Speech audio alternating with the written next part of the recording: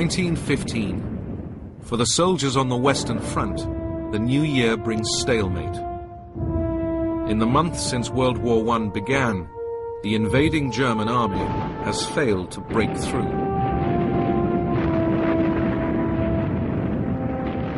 Now it faces the British and French allies along a front line of trenches across France and Belgium. For nearly 4 years, these men will engage in the bitterest fight the world has ever known. These years will bring an appalling new weapon, poison gas, a new illness, shell shock,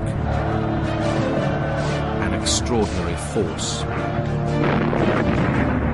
the mind. And these years will produce a new and deadly expression, going over the top. It is a soldier's duty to charge against barbed wire into almost certain death. Often no one comes back. If any man tells you he went over the top and he wasn't scared, he's a damn liar. The trench warfare on the Western Front will bring unprecedented horror. And now, thanks to new computer technology, we will see it the way these men saw it themselves, in color.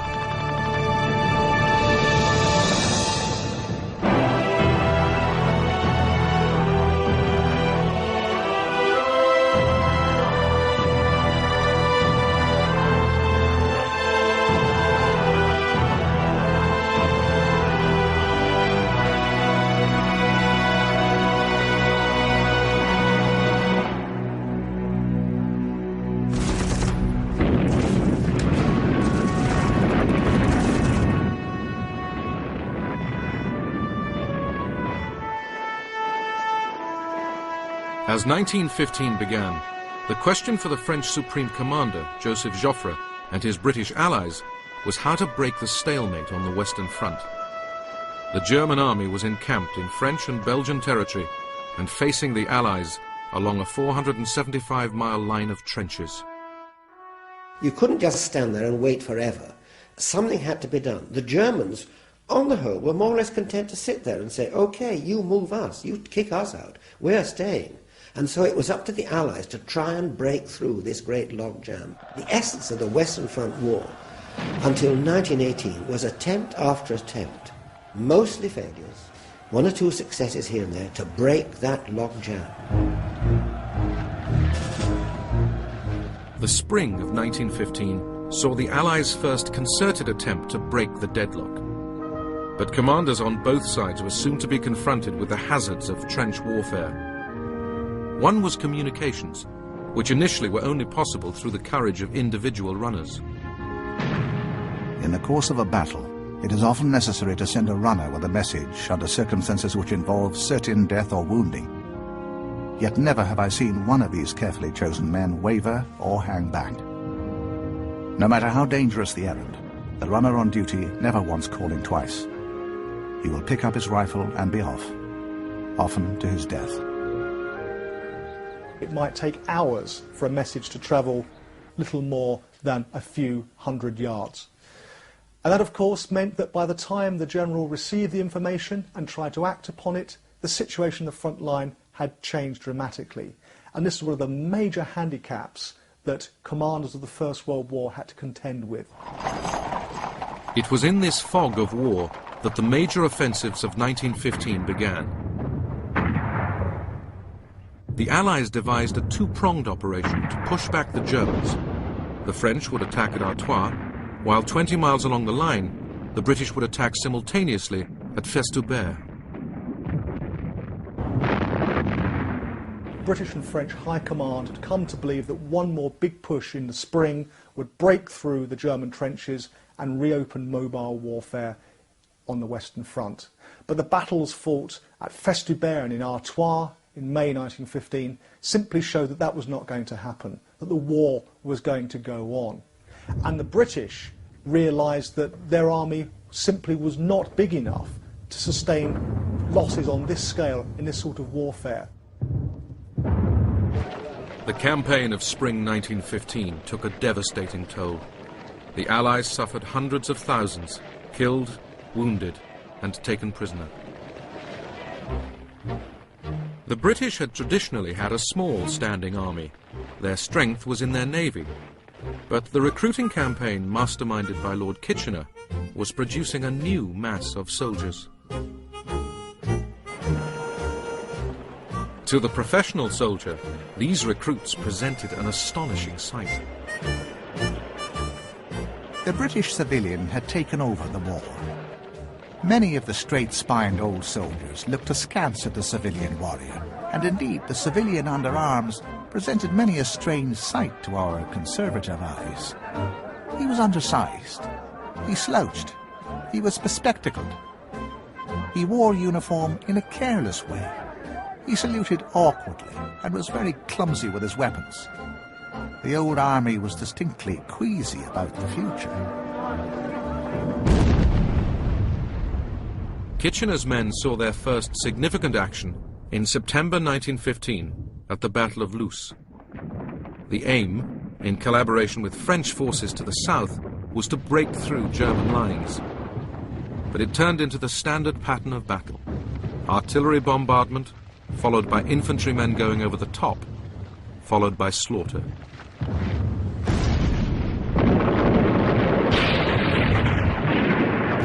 The ground was sprinkled with dead and dying heroes, but we had no time to stop and look at them, and soon got used to those ghastly faces.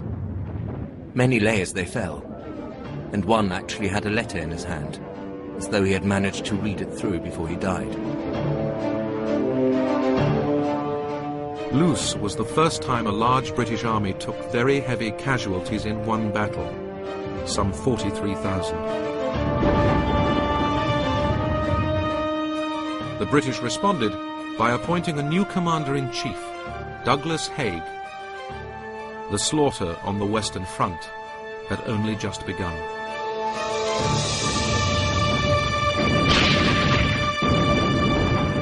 As the war stretched into its second year, hundreds of thousands of men from different nations headed for the front line and its unfamiliar terrors. One dominated, going over the top. It is utterly impossible to describe one's feelings during the hours waiting for 0 hour. The mind is full of wild thoughts which are utterly beyond control. Recollections of friends and dear ones, places we have seen and known, and different phases of life all seem to pass in review before one's eyes.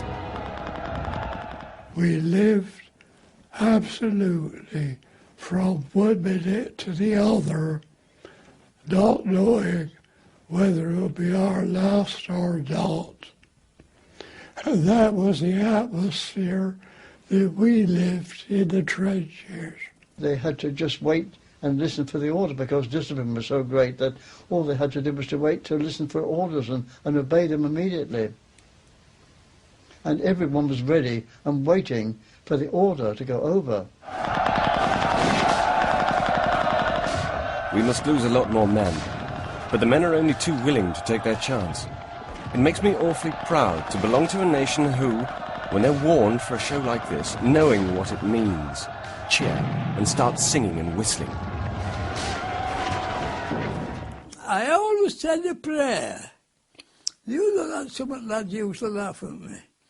But I always to ask God to let me fight like a man and bring back safe and sound.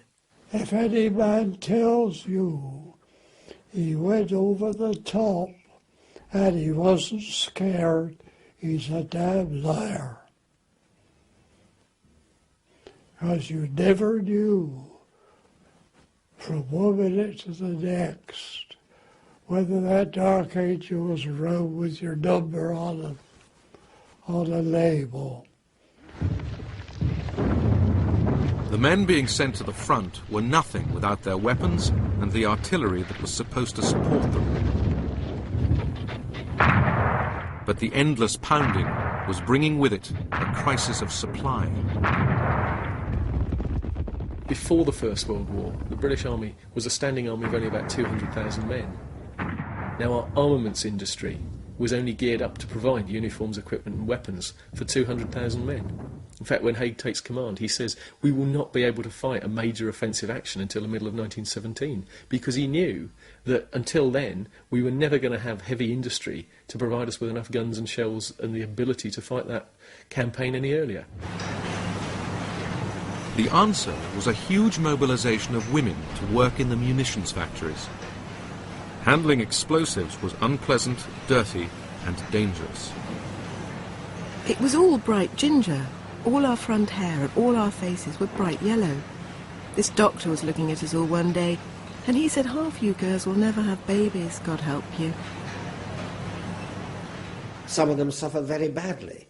They were known as the canaries because the handling TNT, explosives, made their skin go yellow. Some of them really suffered appallingly. Stained hands and coppery hair. What are these? Do we fear temporary disfigurement when men for the same cause are facing death, and not permanent disfigurement of maimed limbs or blinded eyes?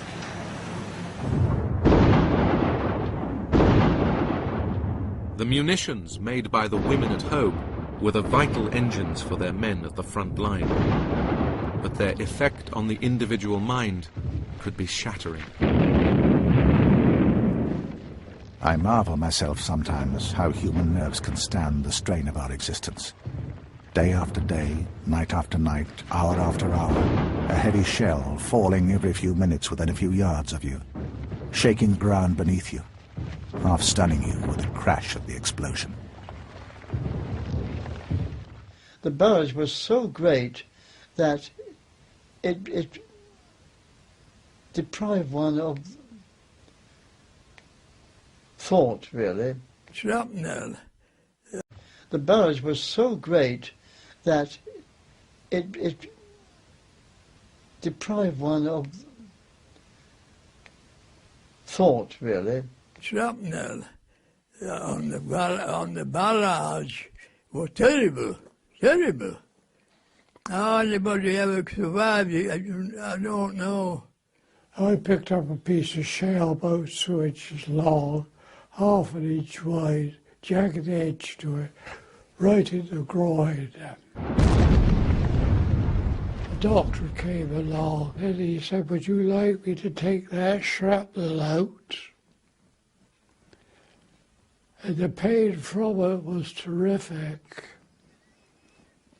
And he said, no, before you say yes, with no anesthetic in the camp whatsoever. And I said, how long will you be? He said, well, about 2 minutes. So I thought for a minute, I said, go ahead with them. And in those 2 minutes, I could have killed that bloody doctor. These massive artillery barrages brought a new phenomenon: shell shock. My leave from the front in the last days of 1915 was a nightmare. My sleep was broken and full of noises and voices of the war. The voices were those of officers and men who were dead. One morning I was discovered standing up in bed, facing a wall, ready to repel an imaginary dawn attack. I had a real physical pain in my heart. I had loved many men and lost them.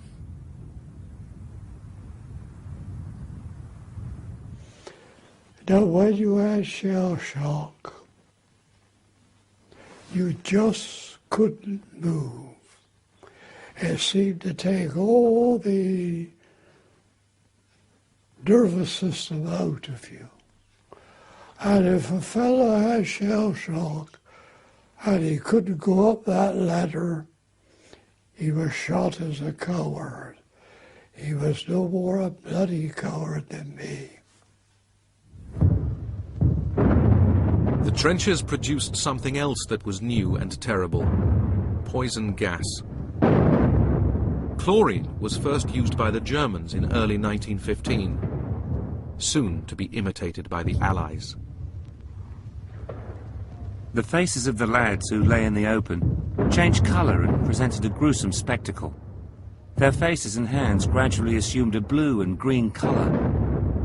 Many lay there with their legs drawn up and clutching their throats. But just this tube which fitted your mouth, and you to breathe through this cloth, and then it took down in your neck so the gas couldn't get under. And that I only remember being in one gas attack, and that was enough for me. But I kept mine on. But it turned out after the one or two lads that they couldn't stand it any longer. They pulled it off. My respirator fell to pieces with the continual removal and readjustment. The gas closed my eyes and filled them with matter, and I couldn't see. I were left lying in trench with one other gas man and various wounded beings and corpses, and forced to lie and spit, cough and gasp the whole day in that trench. By 1916, this trench war had led nowhere. Both sides knew they had to do something. The Germans set their sights on the French fortress town of Verdun. The German commander-in-chief, General Erich von Falkenhayn, believed that Verdun was such an important symbol for the French that they would expend any number of lives to protect it. His idea in attacking Verdun was not to take Verdun, but was to turn it into a kind of suppurating sore in which the French would feel they had to pour all their resources to try and hold this sacred city on the edge of their frontiers. So the French fought for Verdun, and the Germans and the French became involved in one of the most appalling killing matches in history. Falkenhayn had understood the French psyche. Henri Pétain, who would lead the defense of Verdun, saw it as a symbol of national pride. Verdun is menaced, and Verdun must not fall. The capture of this city would constitute for the Germans an inestimable success. On the 21st of February 1916, the German bombardment began.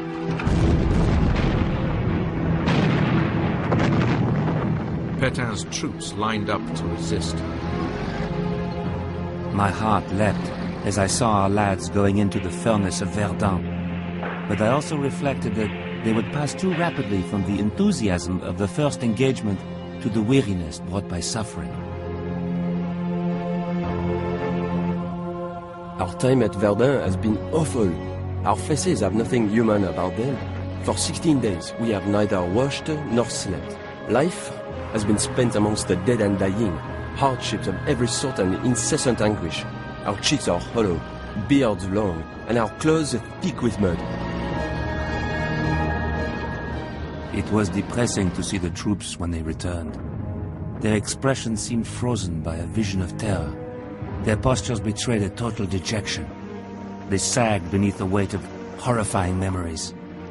When I spoke to them, they could hardly reply. Despite the German onslaught, the French resupplied the fortress week after week along a road that became known as the Sacred Way. Falkenhayn's plan was only partially working. That Sacred Way became a kind of symbol of France's determination to resist. And so, even though he thought he could bleed France white, and he hit France very hard, he did not do so. He, in fact, roused France's patriotism to an extent that had never been seen before. The Battle of Verdun went on until November. Each side suffered some 350,000 casualties. Of these, around 100,000 from both France and Germany were dead or missing.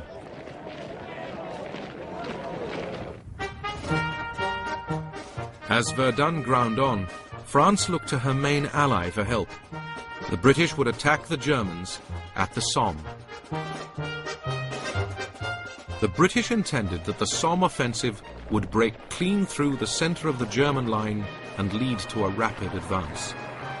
Some men were told by their officers the artillery bombardment would be so enormous they'd only have to climb out of their trenches and walk through the opposition. Rumour has it that we're going to smash the Hun line altogether, shove in our army and finish the war. Rumour also says that we have given Germany 4 days to declare peace or face the consequences. I'm not addicted to boasting, but I think if he could see all the guns behind, all the grenades, trench mortars and other stores in front, if he knew how thoroughly ready we are, the Kaiser would cut his losses and take poison.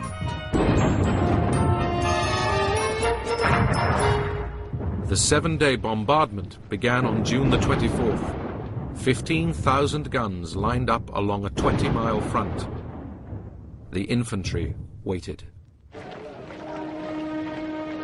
My own sweetheart, before lying down I must send my wee girl a few lines. I got your letter today and you seem quite cheery. All my love, my darling girl, and keep a brave heart for my sake. And just pray that this war will soon be over and I can come back and take care of you and never leave you any more. All my love and lots of sweet kisses, Willie.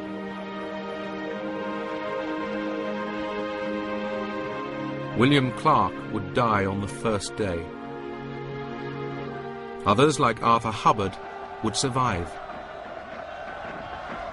I hope we shall be successful on Saturday morning, July 1st at dawn, when you are all fast asleep, in driving the Huns out of their present position, and without any bad luck to myself. I can imagine how everything looks at home. The garden, as you say, must be almost at its best. You will soon be having beans, I presume. I'm your affectionate brother, Arthur.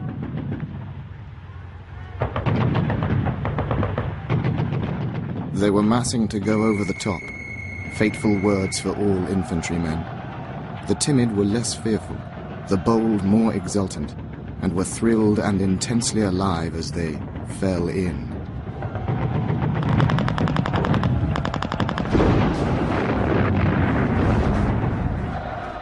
All around us and in front, men dropped and staggered about.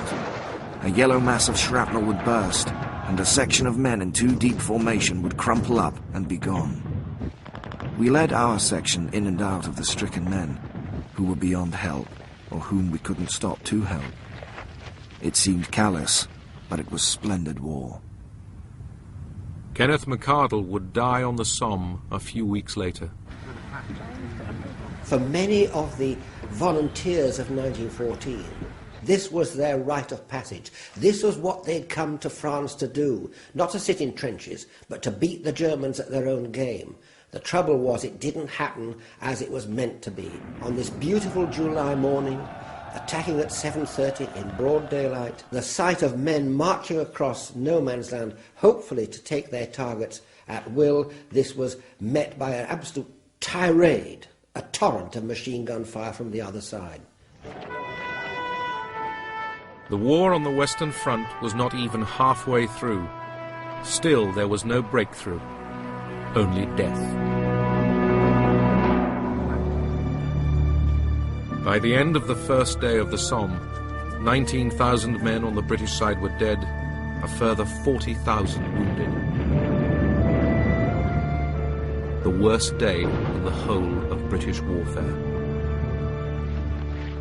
The British, even if they had wanted to break off the Battle of the Somme after the disastrous first day, couldn't have done so, because it was necessary to fight on the Somme to relieve pressure on Verdun.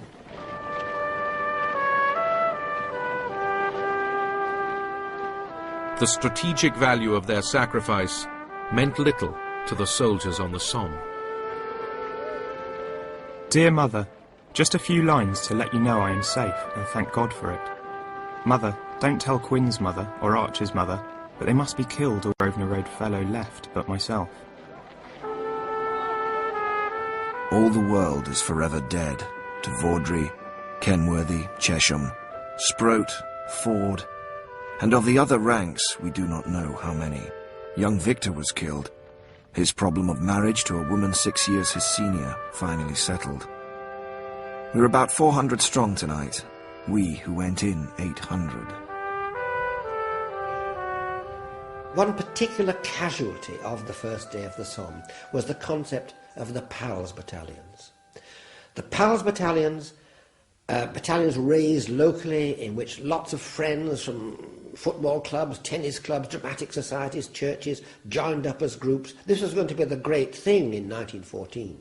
In 1916 it became the great tragedy, because men who had gone together to fight had died together as well, and whole streets were plunged into mourning.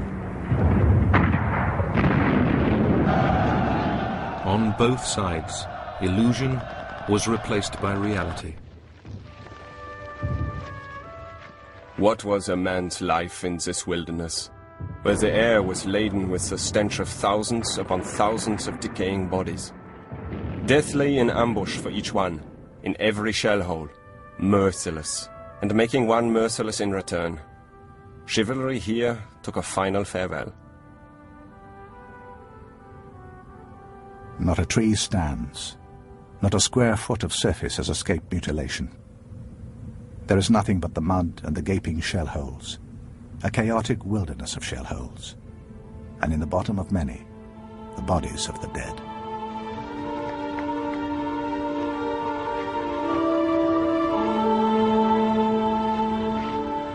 The Germans, after the Battle of the Somme, said, we must save the men from another Somme battle. If the Somme battle was a trauma for the British, it was also for the Germans. In the course of 4.5 months, the Allies advanced just 7 miles, with 600,000 casualties. German losses were just as great.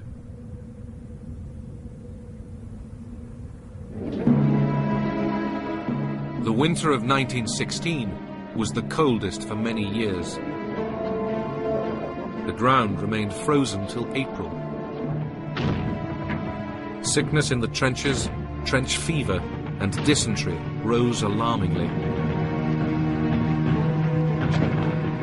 But even during the lull, the killing did not stop. Artillery, mortars, machine guns, snipers, and small trench raids kept the casualty list mounting.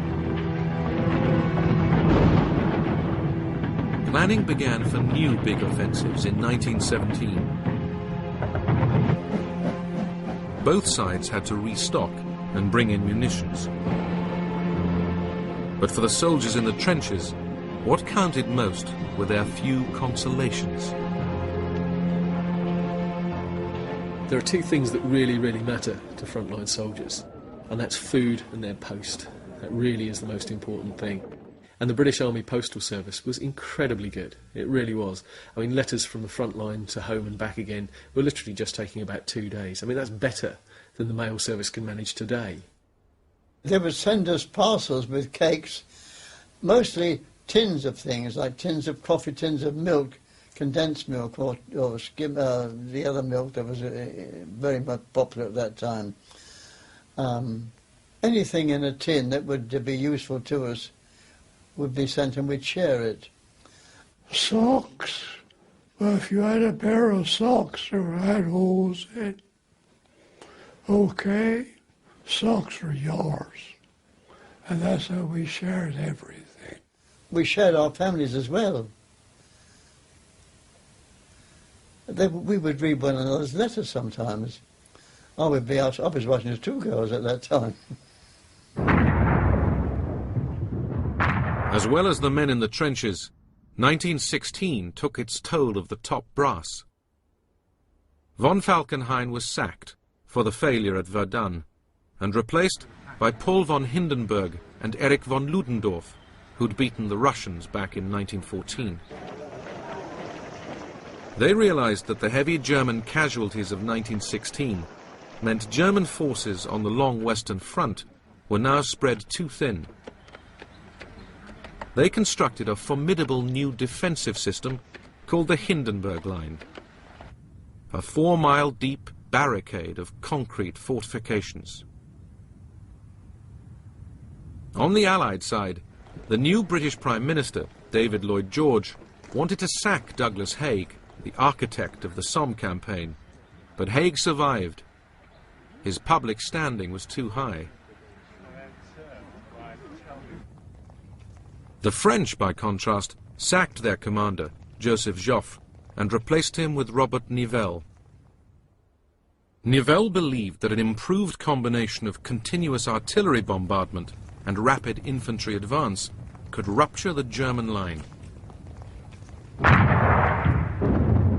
Nivelle decided to try out his theory in the rolling countryside of Chemin des Dames. His plan included a supporting attack by the British at Arras, which would start a week earlier and draw off German reserves. On the 9th of April 1917, the British attacked. Tomorrow morning, early, we go over the top and hope to give the Boche hell. I have every confidence in my battalion. They will fight to the finish if necessary. I told them that there was only one good Boche, and that was a dead one. If only we could give the Hun a real good licking, I think he will be inclined to cave in.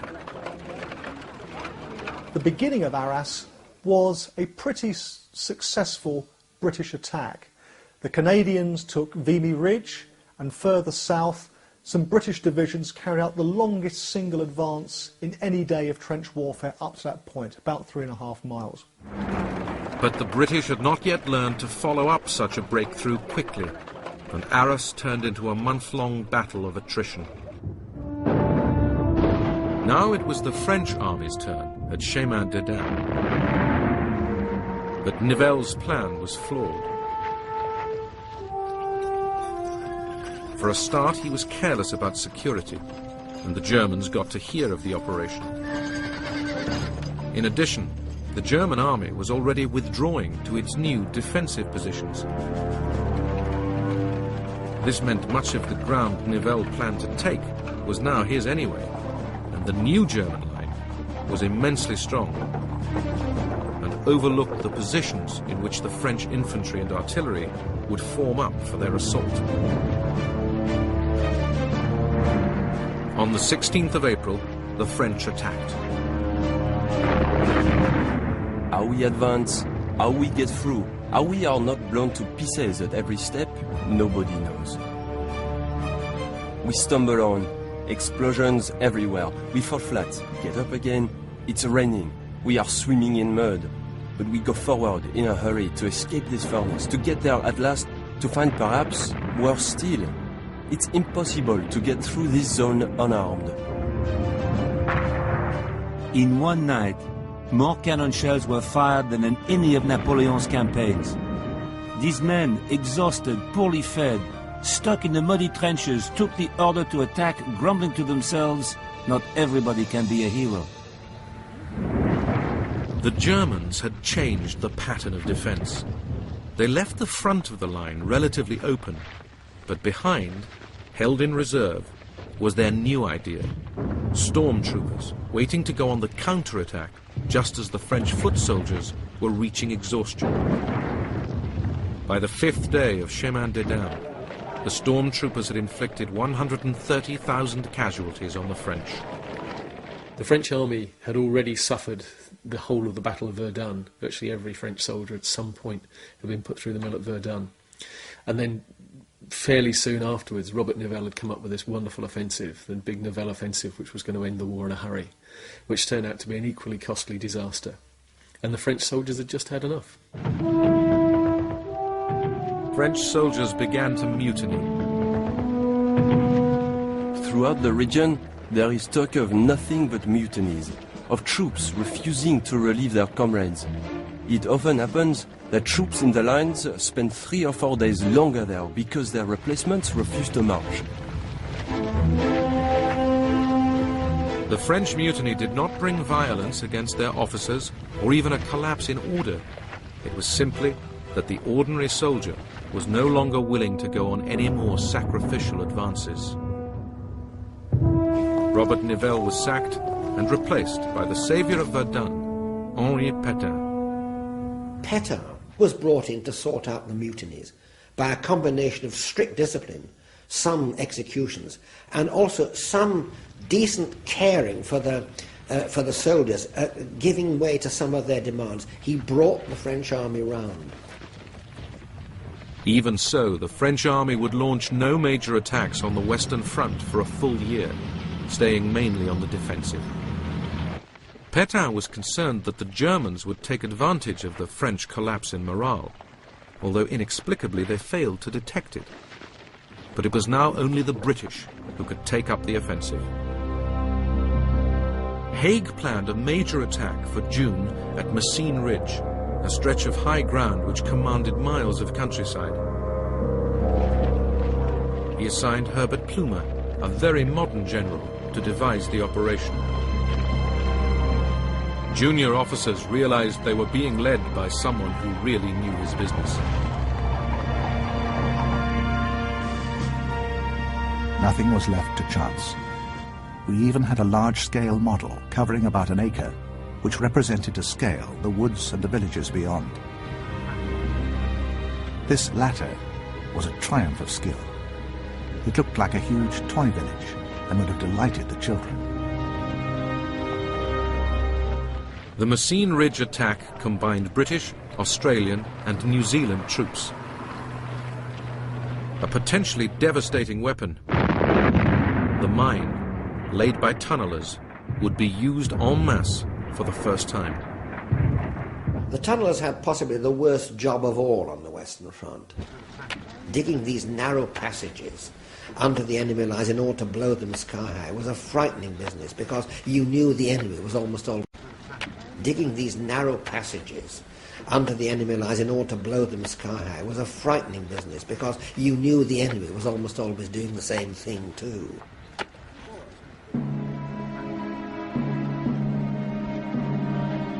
The ordinary perils of mining under such conditions and with inadequate equipment would be quite enough for the ordinary man. But the tunneler had to face the opposition of the enemy as well as nature.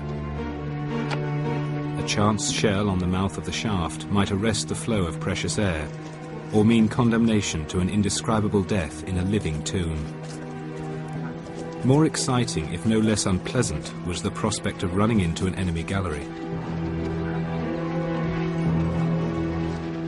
The bravest men have confessed to nervous fears as they have crouched in a dugout, listening to the monotonous tapping of enemy miners below. So long as the tapping continued, there was safety. It was the occasional silences that were terrifying. Then the enemy might be charging his mine. At any moment might come death in its most horrible form.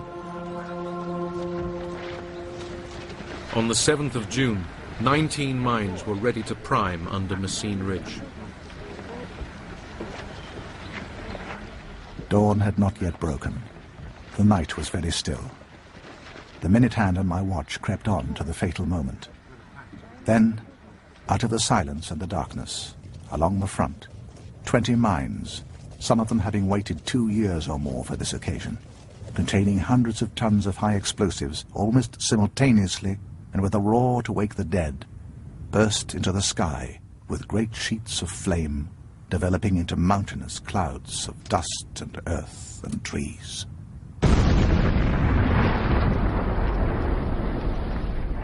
Silhouetted against the flame, I saw huge blocks of earth that seemed to be as big as houses falling back on the ground. I saw a man flung out from behind a huge block of debris silhouetted against the sheet of flame. Presumably some poor devil of a Boche. It was awful, a sort of inferno. The British retook Messines Ridge and the commanding position it offered. The explosions were heard as far away as southeast England.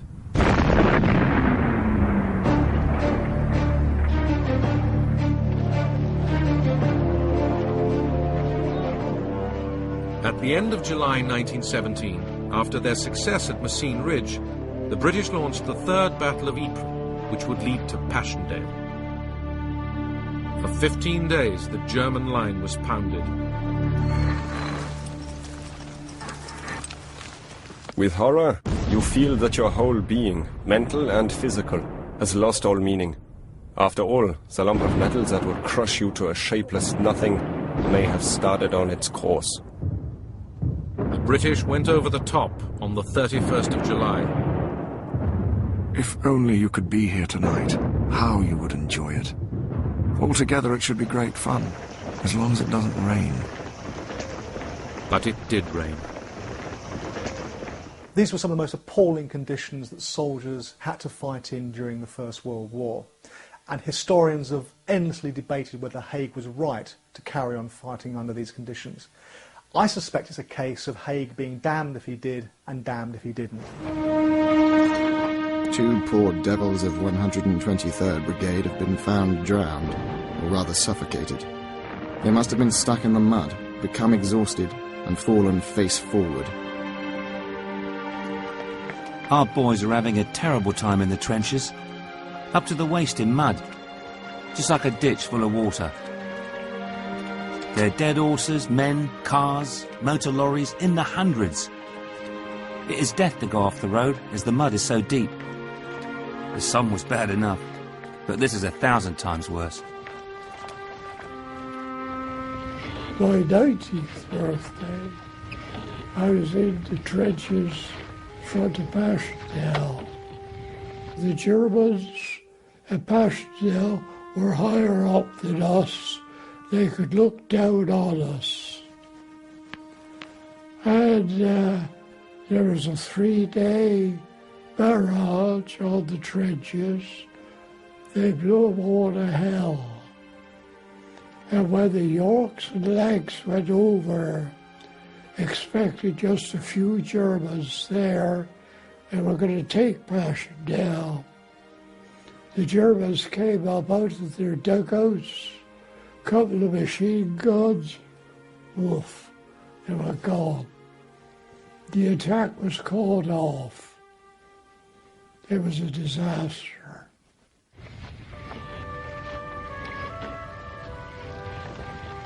Poor little Shorty. He used to tell me about his young lady, his Hilda, about his home he had already bought. And when he got home, he would get married and come over to see me and introduce her to you.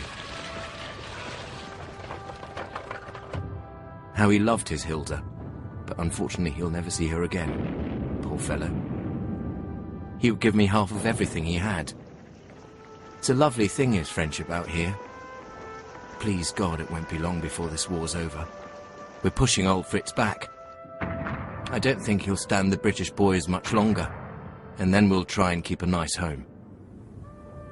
I'll know the value of one now. Good night, love. God bless you and my children, and may he soon send me back to those I love, is the wish of your faithful husband, Jack. Jack Mudd died 4 days later. For some soldiers, the killing had gone on too long. As that German came towards me, and I can't kill him, I mustn't kill him. I can remember when I joined the army, I swore I would serve my king and country. And by some means or another, it flashed in my mind when Moses came down off Mount Sinai, the 6th commandment he brought down, thou shalt not kill. And I can't kill him. I had about 5 seconds to make my mind up. I shot him above the ankle and above the knee. I brought him down. I didn't kill him.